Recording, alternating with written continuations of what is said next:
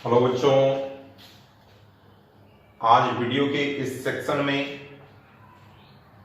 Villain का एक बहुत ही महत्वपूर्ण अणुसुम्ख गुण कोलिगेटिव प्रॉपर्टी क्वथनांक का उन्नयन, वाष्प दाब का अवनमन, लोअरिंग ऑफ वेपर प्रेशर आप पढ़ चुके हो। इस वीडियो में हम क्वथनांक का उन्नयन पढ़ेंगे। ध्यान से आप देखिए।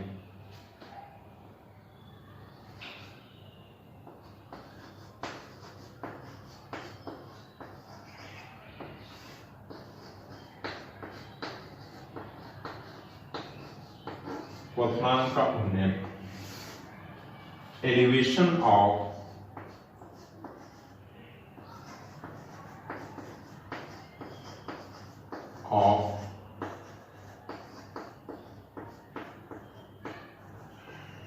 बॉइलिंग।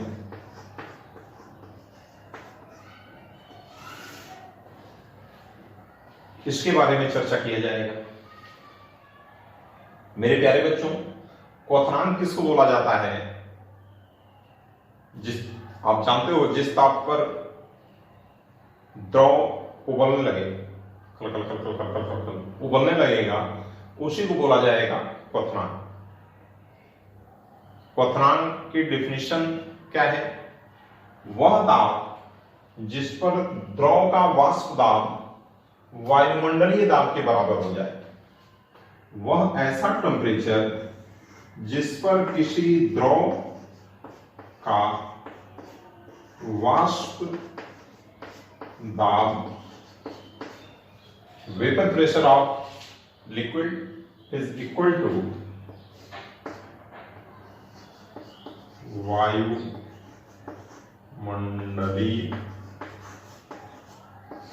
दाब।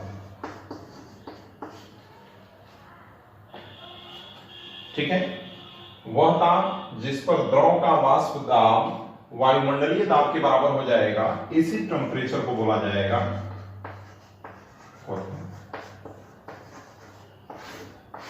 ये बात जानते रहो।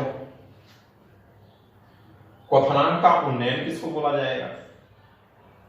ध्यान से देखिए। मान लीजिए कोई शुद्ध विलायक है, एक पात्र हम ले लिए, इसमें शुद्ध विलायक हम लिए, शुद्ध विलायक जिसका क्वथनांक TO है, T0 है। इसमें जब हम कोई अवाष्पशील विलेय मिलाएंगे, नॉन वोलाटाइल सॉल्यूट डालेंगे, इसमें कोई नॉन वोलाटाइल सॉल्यूट, कोई अवाष्पशील विलेय जब डालेंगे, तो जो इसका विलयन बन जाएगा, इसका विलयन बन गया, विलयन बनेगा, तो विलयन का क्वथनांक विलायक के क्वथनांक से अधिक होगा। मान लो कि विलयन का क्वथनांक यदि TS है, तो TS is greater than T। क्वथनांक का उन्नयन, जब किसी विलायक में कोई अवाष्पशील विलेय डालते हैं, तो जो विलयन बनता है, तो विलयन का क्वथनांक विलायक के क्वथनांक से अधिक हो जाए। आपके मन में प्रश्न उठ रहा होगा कि क्यों अधिक होगा? देखिए, पीछे आप जब वाष्प दाब पढ़े थे, तो जब किसी विलायक में कोई अवाष्पशील विलेय डालते हैं, कोई नॉन वोलाटाइल सॉल्यूट डालते हैं, तो विलयन का वाष्प दाब विलायक के वाष्प दाब से कम हो जाता है। वहां पे PS is lesser than P0 था ना? पीछे आप देख लीजिएगा, पीछे की वीडियो में वाष्प दाब का अवनमन बताया गया है। वाष्प दाब का अवनमन यानी कि विलयन का वाष्प दाब कम होगा। क्वथनांक का उन्नयन यानी कि जो भी अवनमन या उन्नयन होता है, वो हमेशा विलयन का होता है। अगर क्वथनांक का उन्नयन है, तो विलयन का क्वथनांक बढ़ रहा होगा। क्यों बढ़ रहा होगा? उसका रीजन आप देखो। जब किसी विलायक में कोई अवाष्पशील विलेय डालेंगे, तो विलयन का वाष्प दाब विलायक के वाष्प दाब से कम हो जाएगा। वाष्प दाब कम हो गया, और वाष्प दाब जब कम हुआ, तो आपका विलयन जो होगा वो उबलेगा नहीं, कब विलयन उबलेगा? विलयन तब उबलेगा जब विलयन का वाष्प दाब वायुमंडलीय दाब के बराबर हो। तो वायुमंडलीय दाब तो परिवर्तित हुआ नहीं। जब हम नॉन वोलेटाइल सॉल्यूट डाले हैं तो विलयन का वाष्प दाब घट गया है। अब उसके वाष्प दाब को वायुमंडलीय दाब के बराबर करने के लिए हमको और अधिक टेम्परेचर की आवश्यकता होगी। इसके कारण से क्या होगा, उसके वाष्प विलयन के वाष्प दाब को बढ़ाने के लिए हमको और अधिक ताप की आवश्यकता होती है। इसी के कारण से विलयन का क्वथनांक जो होता है वो शुद्ध विलायक के क्वथनांक से अधिक हो जाता है। आई बात समझ में? जब किसी विलायक में, शुद्ध विलायक में कोई नॉन वोलाटाइल सॉल्यूट, कोई अवाष्पशील विलेय डालेंगे तो विलयन का वाष्प दाब विलायक के वाष्प दाब से कम हो जाएगा। तो विलयन के वाष्प दाब को वायुमंडलीय दाब के बराबर करने के लिए उसको हमको और अधिक टेम्परेचर, पहले जो आपका उबलता था 100 डिग्री सेंटीग्रेड पर, जब विलयन बन गया तो 100.34 डिग्री सेंटीग्रेड पर वो उबलना शुरू हुआ, यानी कि कुछ क्वथनांक बढ़ गया। वो क्वथनांक किस लिए बढ़ा? तो विलयन के वाष्प दाब को वायुमंडलीय दाब के बराबर करने के लिए। आई बात समझ में? तो जो क्वथनांक में वृद्धि होती है डेल्टा टी बी, क्वथनांक में वृद्धि, क्वथनांक में जो वृद्धि होगी डेल्टा टीबी बराबर टीएस माइनस टीओ, यानी कि विलयन के क्वथनांक में से शुद्ध विलायक के क्वथनांक को आप घटा दो तो आ जाएगा क्वथनांक में उन्नयन। यानी कि कितना क्वथनांक में वृद्धि होगा? तो विलयन के क्वथनांक में से शुद्ध विलायक के क्वथनांक को घटा दिया गया। आई बात समझ में ना? तो जब किसी शुद्ध विलायक में कोई अवाष्पशील विलेय डालते हैं तो विलयन का क्वथनांक विलायक के क्वथनांक से अधिक हो जाता है। क्वथनांक में आई इस वृद्धि को ही बोला जाता है क्वथनांक का उन्नयन। ठीक है ना? अब देखो, क्वथनांक के उन्नयन और मोललता में संबंध हम देखें, मिटा रहे सब। क्वथनांक के उन्नयन, आपसे कोई पूछ देगा कि क्यों क्वथनांक बढ़ जाता है, आप बता दीजिएगा कि जब कोई अवाष्पशील विलेय डालते हैं तो विलयन का वाष्प दाब कम हो जाता है, और विलयन का वाष्प दाब जब कम हो जाएगा तो उसके उबलेगा नहीं जब तक वायुमंडलीय दाब के बराबर नहीं होगा। तो आप क्या करोगे, विलयन के वाष्प दाब को बढ़ाने के लिए हम टेम्परेचर अतिरिक्त देंगे। आई बात समझ में ना? अब देखिए, क्वथनांक के उन्नयन डेल्टा टीबी और मोललता, मोललिटी, मोललिटी एम में संबंध, relation between delta TB and small m, molality. आप जानो जो क्वथनांक का उन्नयन होता है delta T B is proportional to small m, मोललता के अनुक्रमानुपाती होता है, इसको जानते रहिए। फिर आप लिख सकते हो delta T B is equal to K B into small M. K B क्या है? के बी जो है वो मोलल उन्नयन स्थिरांक है, मोलल उन्नयन स्थिरांक है, मोलल उन्नयन स्थिरांक, विलायक का मोलल उन्नयन स्थिरांक। अरे बात समझ में? मोललता किसको बोला जाता है? मोललता आप जानते हो m बराबर, मोललता किसको बोला जाएगा?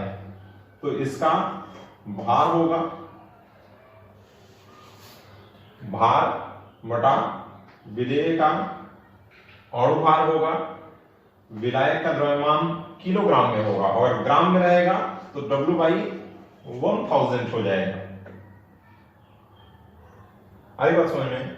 अब इसमें जब यहां पे मान रख दोगे तो तो अगर आपको अणुभार निकालना होगा, ये मोललता है, मोललता को हम m डैश से दिखा दे रहे हैं और यहाँ पे अणुभार बनाने दे रहे हैं कि मोललता m डैश बराबर क्या होगा, विलेय का भार बटा विलेय का अणुभार गुणे विलायक का द्रव्यमान किलोग्राम में। ठीक है ना? Mass of solvent in KG. अगर ग्राम में रहेगा तो 1000 से डिवाइड कर दिया जाएगा। इसको हम लिख सकते हैं 1000 small w upon small m into capital W। Small जो है वो विलेय के लिए है, कैपिटल जो है वो विलायक के लिए है, याद रखिएगा। यहां पे हम क्या लिख सकते हैं, अब इसको हम लिख सकते हैं डेल्टा टीबी बराबर केबी इंटू एम डैश के स्थान पर 1000 small w upon small m, small w upon small m into capital M। इतना हो गया, मिटा दो इसको, हम एम डैश का मान रख दिए। अब देखिए, अब इसमें क्या होगा, आपको अगर विलेय का अणुभार निकालना है, विलेय का अणुभार, विलेय का अणुभार m बराबर 1000 kb small w upon capital W into delta TB. मेरे प्यारे बच्चों, निश्चित रूप से हर साल इससे संबंधित सवाल पूछा जाता है आपसे। m वगैरह की वैल्यू w और small w capital W delta TB दे देगा, kb का मान पूछ देगा आपसे, kb w डेल्टा टीबी दे देगा, स्मॉल m अणुभार पूछ देगा। निश्चित रूप से हर साल सवाल पूछा जाता है। डेरिवेशन नहीं जानना है आपको, केवल सूत्र जानना है। m बराबर 1000 kb w upon w into delta TB. जो स्मॉल है वो सॉल्यूट के लिए यूज किया गया है, जो कैपिटल है वो सॉल्वेंट के लिए यूज किया गया है। स्मॉल m क्या, विलेय का अणुभार, विलेय का भार, विलायक का भार, क्वथनांक का उन्नयन, b फॉर बॉइलिंग है, और kb मोलल उन्नयन स्थिरांक है। विलायक का मोलल उन्नयन स्थिरांक। आ रही बात समझ में ना? अगर हमको मोलल उन्नयन स्थिरांक को अगर डिफाइन करना है, मिटा रहे, सब मिटा दे रहे हैं। देखिए, मोलल उन्नयन स्थिरांक को यदि डिफाइन हमको करना है, मोलल उन्नयन स्थिरांक को अगर हमको डिफाइन करना है, क्या करें? देखो, मोलल उन्नयन स्थिरांक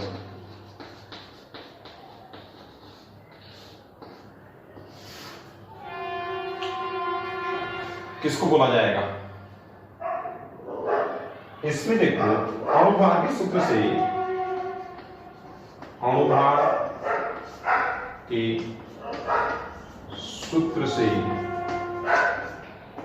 m बराबर 1000 kb small w upon capital W into delta TB है। ध्यान से देखते जाइए कैसे डिफाइन होगा, विद इन सेकेंड होगा।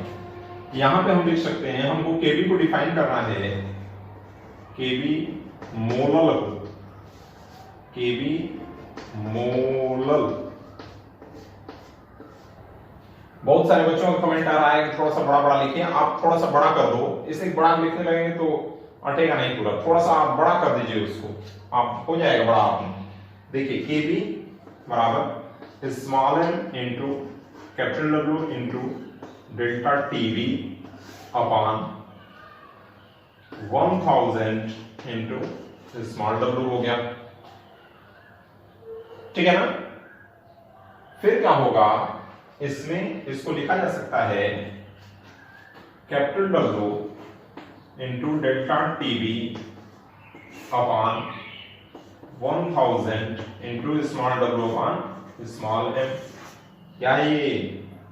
भार बटा अणुभार, मोल की संख्या, जानते हो ना? हम क्या करते हैं, यदि w बाई m बराबर मोल की संख्या n है बराबर 1 मोल ले लिया जाए, कैपिटल W विलायक का द्रव्यमान 1000 ग्राम ले लें, तो क्या होगा? आप इसकी जगह पे 1 रख दो, कैपिटल W की जगह पे 1000, 1000 से 1000 कैंसिल हो गया, तो ये क्या हो गया, Kb बराबर डेल्टा टीबी। ध्यान से देख लो, किसको मोलर उन्नयन स्थिरांक बोला जाएगा? 1000 ग्राम विलायक में 1 मोल विलेय घोलने पर क्वथनांक में जो वृद्धि होती है उसी को विलायक का मोलर उन्नयन स्थिरांक कहते हैं। अरे बात समझ में? 1000 ग्राम विलायक में 1 मोल विलेय घोलने पर क्वथनांक में जो वृद्धि होगी उसी को बोला जाएगा विलायक का मोलर उन्नयन स्थिरांक। मात्रक क्या होगा इसका? इसका मात्रक डिग्री सेंटीग्रेड प्रति मोल या केल्विन प्रति मोल। डिग्री सेंटीग्रेड प्रति मोलर या केल्विन प्रति मोलर इसका मात्रक। कोई समस्या नहीं? आ रही बात समझ में ना? ऐसे ही मेरे प्यारे बच्चों एक और इसमें आता है मोलर उन्नयन स्थिरांक। मोलर उन्नयन स्थिरांक या आणविक उन्नयन स्थिरांक। आणविक उन्नयन स्थिरांक या मोलर उन्नयन स्थिरांक किसको बोला जाएगा? सेम ऐसे ही होगा, बस 1000 की जगह पे 1000 इज रिप्लेस्ड बाय 100। जो 1000 है वो 100 के द्वारा रिप्लेस हो जाएगा। हो गया? मोलर उन्नयन स्थिरांक या आणविक उन्नयन स्थिरांक दोनों ही किसको बोला जाएगा? ये किसको बोलेंगे? देखिए 100 ग्राम विलायक में 1 मोल विलेय घोलने पर क्वथनांक में जो वृद्धि होती है उसी को बोला जाता है विलायक का मोलर उन्नयन स्थिरांक या आणविक उन्नयन स्थिरांक। सेम ऐसे ही होगा, सेम। क्या होगा कि आप सूत्र में 100 kVW/W जो डेल्टा टीवी कर दो, आप मान पुट अप कर दो, आप बस क्या कर देंगे? कैपिटल W की जगह पे 100 कर देंगे, 100 कैंसिल, W/M की जगह पे 1 मोल, तो सब कैंसिल हो जाएगा, kV बराबर डेल्टा टीवी हो गया। तो 100 ग्राम विलायक में 1 मोल विलेय घोलने पर क्वथनांक में जो वृद्धि होगी उसी को बोला जाएगा विलायक का मोलर उन्नयन स्थिरांक। आगे बात समझ में ना? एकदम आसान है। मात्रक किसका लिखना है? बस लॉग हटा करके ड्रॉ लेंगे। डिग्री सेंटीग्रेड प्रति मोलर या केल्विन प्रति मोलर। ठीक है? बहुत महत्वपूर्ण है, वेरी वेरी वेरी इंपॉर्टेंट। निश्चित रूप से पूछा जाता है हर साल इसमें। देखो मेरे प्यारे बच्चों, इस पर आधारित हम प्रश्न भी अक्सर पूछे जाते हैं। प्रश्न हम देखें, देखिए प्रश्न है 12 ग्राम ग्लूकोज को 100 ग्राम जल में घोला गया। 12 ग्राम ग्लूकोज को, ग्लूकोज जिसका सूत्र C6H12O6 होता है, 12 ग्राम ग्लूकोज को 100 ग्राम जल में घोलने पर इसमें विलयन का क्वथनांक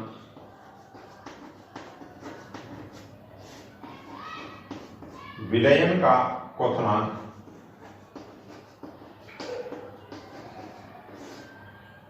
100.34 डिग्री सेंटीग्रेड पाया गया। ठीक है? 12 ग्राम ग्लूकोज को 100 ग्राम जल में घोलने पर विलयन का क्वथनांक 100 डिग्री सेंटीग्रेड पाया गया। जल का मोलर उन्नयन स्थिरांक Kb मोलर क्या होगा?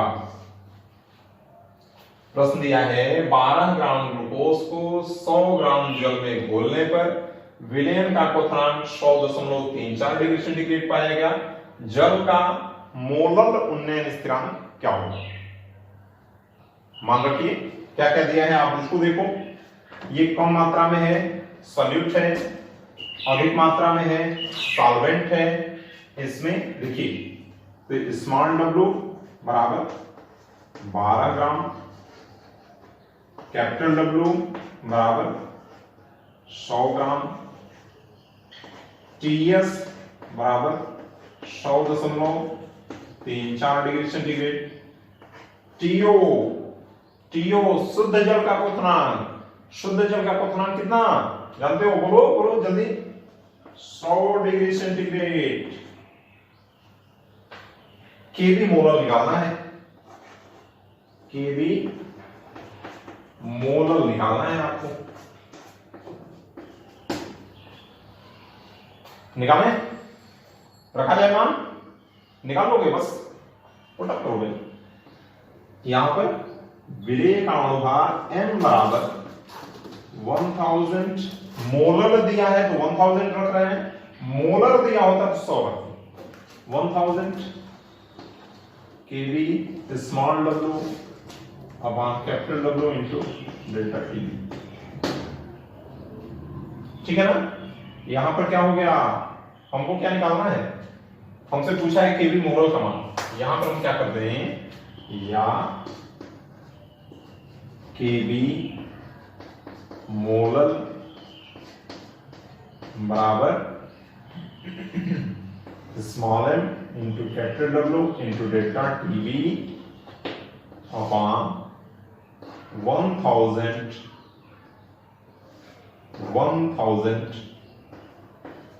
Into small W.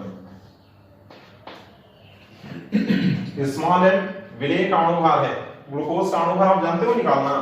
यहां पर ग्लूकोज का अणुभार स्मॉल m बराबर C6H12O6। फिर से एक बार बता देते हैं आपको अणुभार कैसे निकाला जाता है। तो इसमें 6 गुणे 12 प्लस अलग अलग परमाणु भार का क्या किया जाता है, गुणा करके जोड़ दो आप, 12 गुणे 1 प्लस 6 गुणे 16 बराबर 180। पीछे हम बताए थे, याद रखिए, ग्लूकोज का, सुक्रोज का, यूरिया का। तो ग्लूकोज का 180, सुक्रोज का 342, यूरिया का 60 होता है, अक्सर आया करेगा। m कितना हो गया अणुभार, 180 हो गया।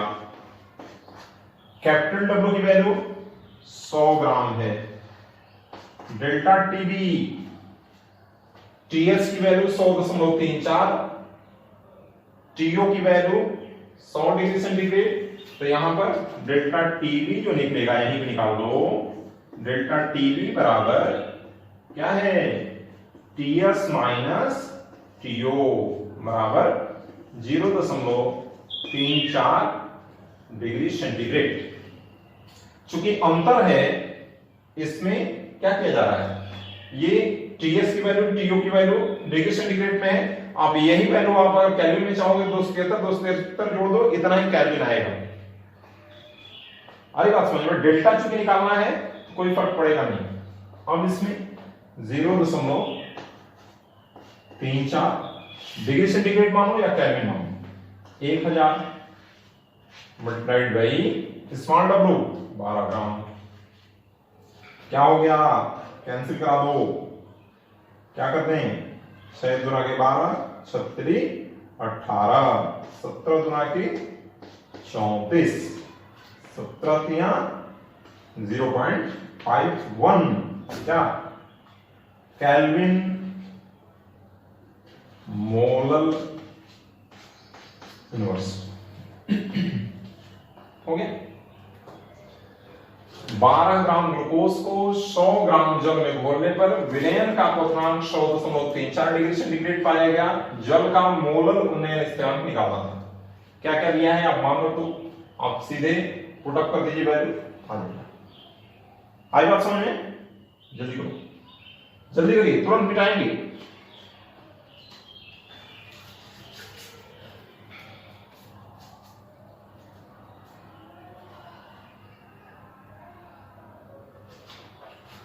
जल्दी करो जल्दी करो।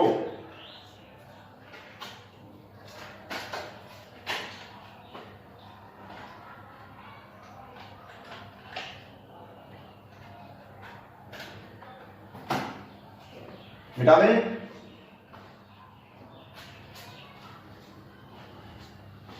अगला प्रश्न देखते हैं।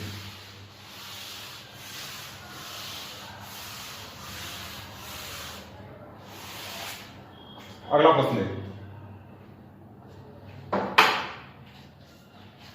अगला प्रश्न क्या कह रहा है कि 10.8 ग्राम ग्लूकोज को 240 ग्राम जल में घोला गया तो विलयन के क्वथनांक में 0.13 डिग्री सेंटीग्रेड की वृद्धि हो गई। आणविक उन्नयन स्थिरांक पूछ रहा है। आणविक उन्नयन स्थिरांक यानी कि केबी मोलर पूछ रहा है क्या होगा। 10.8 ग्राम ग्लूकोज को 240 ग्राम जल में घोलने पर विलयन के क्वथनांक में 0.13 डिग्री सेंटीग्रेड की वृद्धि हो गई। डेल्टा टीबी की वैल्यू यहां पे दे दिया, टीएसटीओ की वैल्यू नहीं दिया, और अच्छा है। ग्लूकोज का अनुभाग निकाल लो।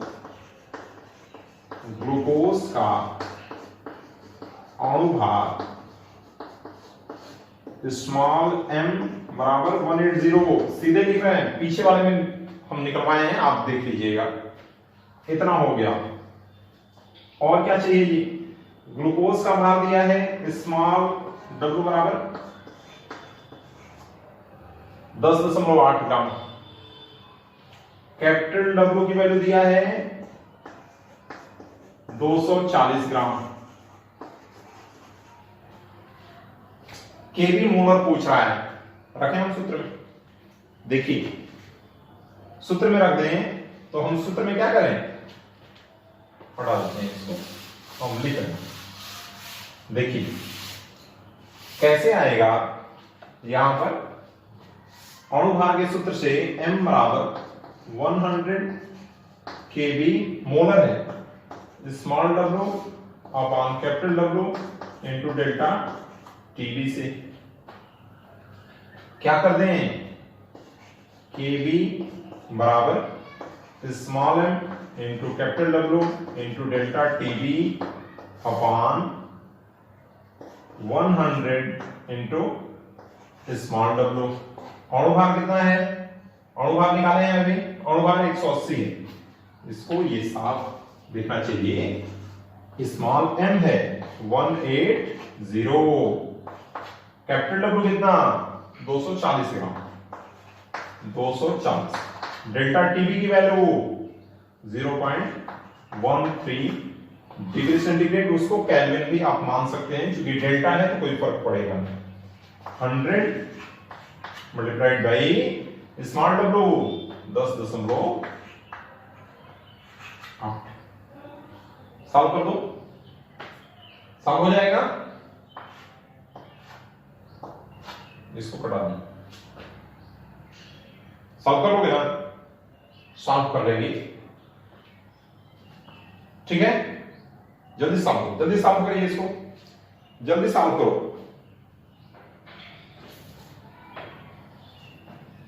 जल्दी करिए।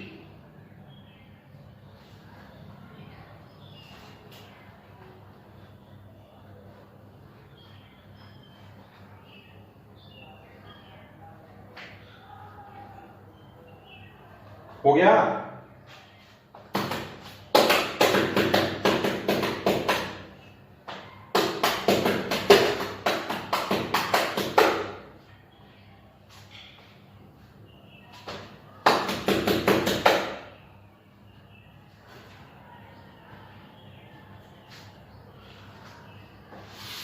एक प्रश्न और देखो, आप सॉल्व करिएगा, आसान से कैलकुलेशन है, सॉल्व हो जाएगा। एक प्रश्न और देखो, प्रश्न है, आपको लगाना है, केवल हम प्रश्न बोल रहे हैं। एक कार्बनिक पदार्थ के 6 ग्राम को 100 ग्राम जल में घोला गया ठीक है ना। एक कार्बनिक पदार्थ की, देखिए एक कार्बनिक पदार्थ के 6 ग्राम को 100 ग्राम जल में घोला गया, तो यहां विलयन का क्वथनांक TS की वैल्यू 100.51 डिग्री सेंटीग्रेड प्राप्त हुआ। एक 6 ग्राम के कार्बनिक पदार्थ को 100 ग्राम जल में घोलने पर विलयन का क्वथनांक 100.15 डिग्री सेंटीग्रेड पाया गया। क्या कह रहा है कि यदि मोलर उन्नयन स्थिरांक Kb मोलर की वैल्यू 0.51 केल्विन प्रति मोलर हो, तो कार्बनिक पदार्थ के अणुभार की गणना कीजिए। कार्बनिक पदार्थ के अणुभार की गणना करना है।